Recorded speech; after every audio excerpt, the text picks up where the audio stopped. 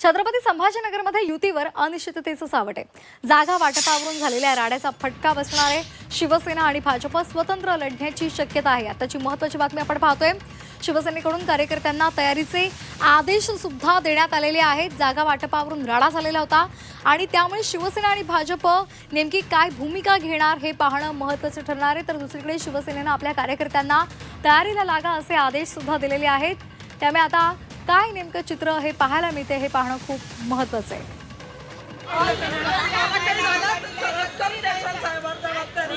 या संदर्भात अधिक माहितीसाठी आपण जाणार आहोत आमचे प्रतिनिधी विशाल करोळे यांच्याकडे। विशाल, युती संदर्भात अद्यापही अनिश्चितता कायम आहे। काय नेमकं घडेल, काय वाटतंय?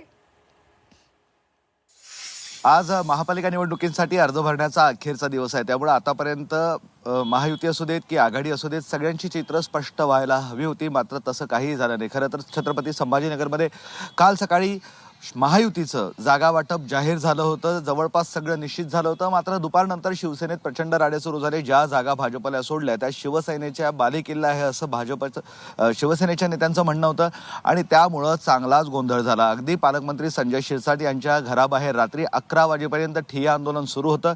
त्यानंतर संजय शिरसाट यांनी या सगळ्या प्रकाराची माहिती ही एकनाथ शिंदे यांना दिली आणि जवळपास रात्रीतूनच सगळ्यांना तयार राहा अशा पद्धतीचे आदेश देण्यात आलेले आहेत। जवळपास 60 ते 65 जागा शिवसेना लढणार अशा पद्धतीची माहिती मिळते। आता शिवसेना एकटं लढणार असेच हे संकेत म्हणावं लागेल।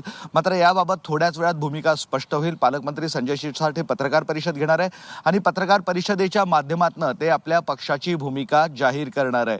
खरं तर गेली काही दिवस शिवसेना आणि भाजपमध्ये सातत्यानं बैठका होत होत्या। जवळपास 10 बैठका झाल्या।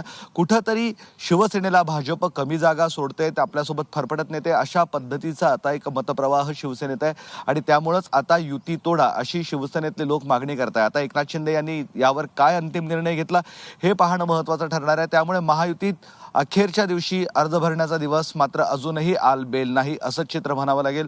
तर महाविकास आघाडीतही काहीसा आलबेल नाही आहे। अजूनपर्यंत त्यांचंही जागा वाटप जाहीर झालं नाही आणि त्यांचंही एकला चलो अशाच पद्धतीचं चित्र सध्या सुरू आहे। मात्र आज दुपारपर्यंत म्हणजे 10 ते 11 वाजेपर्यंत सगळ्या गोष्टी स्पष्ट होतील। अगदी, त्यामुळे 11 वाजेपर्यंत सगळ्या गोष्टी स्पष्ट होतील। पाहूयात काय नेमकं घडतं। धन्यवाद दिलेल्या सविस्तर माहितीसाठी।